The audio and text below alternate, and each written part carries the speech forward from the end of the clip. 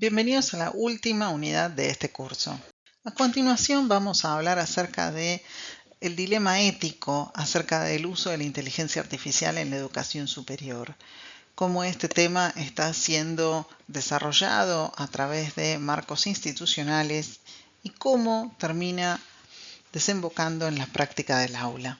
Vamos a desarrollar los siguientes temas. En primer lugar, ¿cuál es el panorama ético y qué es lo que se está poniendo en juego al implementar el uso de la inteligencia artificial en nuestras clases? ¿Cuál es el rol actual del docente y cómo sigue funcionando como una autoridad en el aula? ¿Cuáles son las directrices de algunas importantes instituciones internacionales, tales como la UNESCO y la OCDE? La importancia de la transparencia en las evaluaciones. ¿Cuáles son las principales áreas de intervención de las instituciones? En cuanto al panorama ético, es importante pensar en 4 ejes que se están poniendo en juego. En primer lugar, la privacidad y seguridad de datos. Nosotros alimentamos a la inteligencia artificial con datos sensibles, tales como nuestros gustos, nuestra información personal, datos, información hasta bancaria a veces, y no entendemos muy bien hacia dónde van. Entonces, es fundamental que estos datos tengan algún tipo de resguardo. Pensemos además que todas las inteligencias artificiales son empresas que por lo tanto puede que tengan el interés de lucrar con la información que reciben. Por otro lado, es importante hablar de la transparencia y la explicabilidad. ¿Qué datos empleé? ¿Qué es lo que tomé de la inteligencia artificial y qué no? ¿Cómo la alimenté? ¿De dónde está tomando la información para llegar a esas conclusiones? Hablamos muchísimo acerca del sesgo y la equidad. Estos son grandes problemas que nos enfrentamos ante alguna de las respuestas que nos plantea la inteligencia artificial. Sabemos que la inteligencia artificial principalmente responde a partir de cómo ha sido educada y se ha educado recibiendo muchísima información de distintos proveedores, pero en muchos casos la mayoría de esos proveedores ya vienen con prejuicios étnicos, raciales, de género, o tal vez simplemente han recibido más información de un determinado entorno cultural y por lo tanto no le dan la misma prioridad a otros. Todo esto es fundamental para poder nosotros analizar esas respuestas. Y por otro lado, la dependencia cognitiva. Con esto nos referimos a preservar la autoría y el pensamiento crítico. Siempre pensar quién es el autor, quién es el que piensa de esa manera, quién dice lo que se está diciendo. Y a partir de eso también poder desarrollar el pensamiento crítico, poder cuestionar, criticar y pensar de forma alternativa. Actualmente entonces el rol docente sigue siendo fundamental, aunque se ha transformado. Ya no es meramente un transmisor de conocimiento, sino que es aquel que modera y orienta en el uso adecuado de este tipo de herramientas. El docente es aquel que tiene bien en claro que la IA no es autora y por lo tanto la responsabilidad y el juicio final sobre aquel texto, aquella información que se produce, siempre recae en los humanos. Documentar también cómo y para qué se usó la inteligencia artificial en la cátedra. Y esto también es algo que se puede comunicar a los alumnos.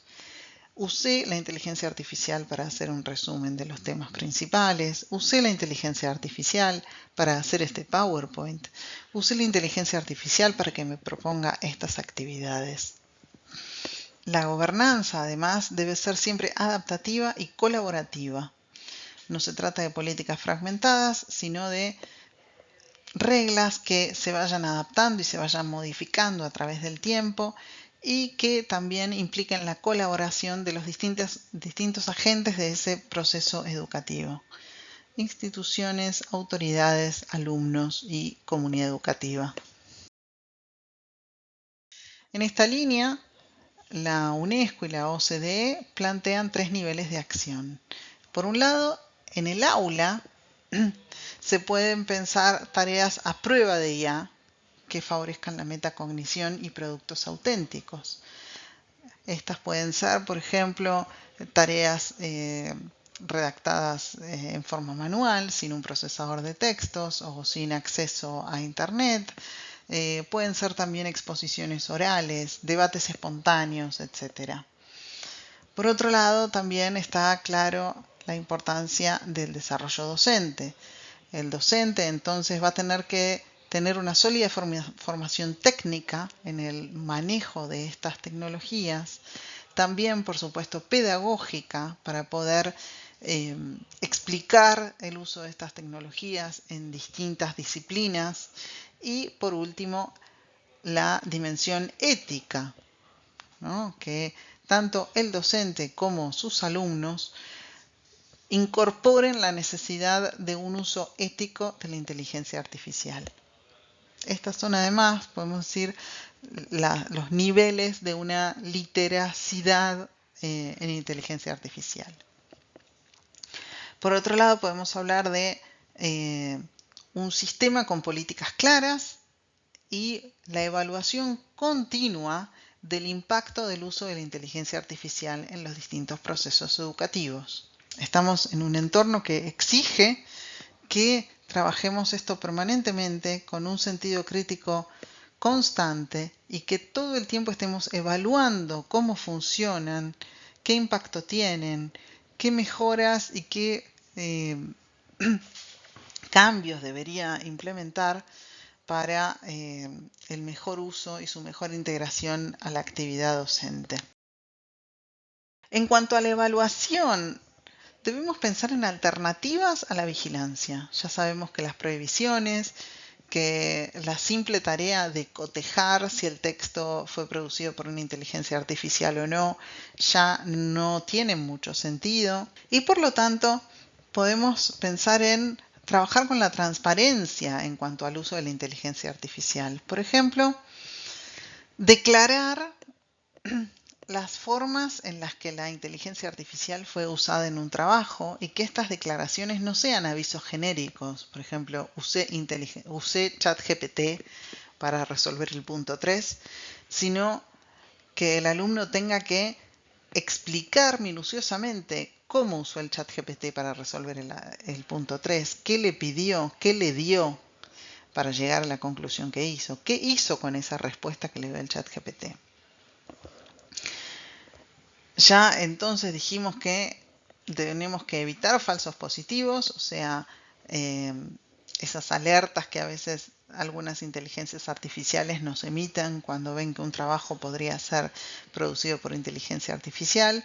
Y también deberíamos evitar medidas punitivas como usaste inteligencia artificial, por lo tanto tenés una sanción, sino que vamos a priorizar el aprendizaje. Se usó la inteligencia artificial, la sanción va a estar si la declaración de uso no es adecuada, no es completa, no da cuenta de una actitud ética. Y siempre requisitos claros, proporcionados y verificables. ¿Sí? Evidencias del proceso. Por ejemplo, sería interesante que en los trabajos los alumnos tengan que incorporar, así como la bibliografía, los prompts que han usado o los resultados de sus conversaciones con la inteligencia artificial. Se plantean entonces 6 áreas de intervención institucional. Por un lado, que la inteligencia artificial sea parte de la currícula transversal de todas las asignaturas, que sea una competencia transversal al desarrollo de los estudiantes.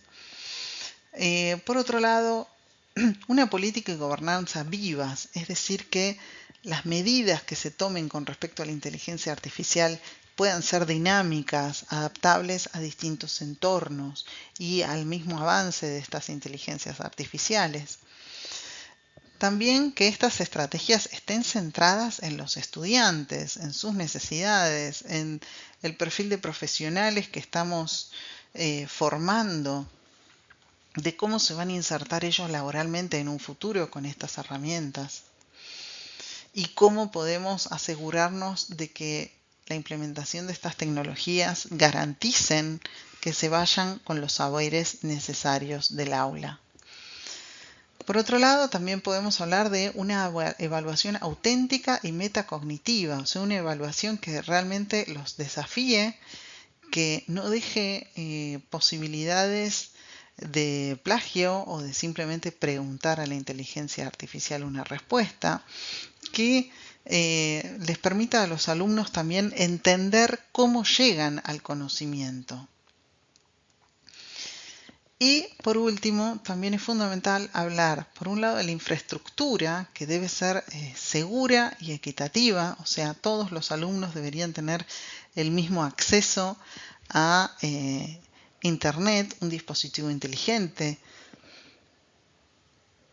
y equitativa. Entonces, pensemos en inteligencias artificiales que también permitan el acceso a personas con distintas capacidades. Toda la bibliografía que usamos para este recurso se compone de papers muy actuales de distintas revistas académicas, especialmente relacionadas con ciencias de la educación y informática al servicio de la educación. Pueden consultarla en internet. Ahí tienen todos los links para profundizar sobre este tema. Muchas gracias por su atención y pueden continuar con las actividades vinculadas a esta unidad.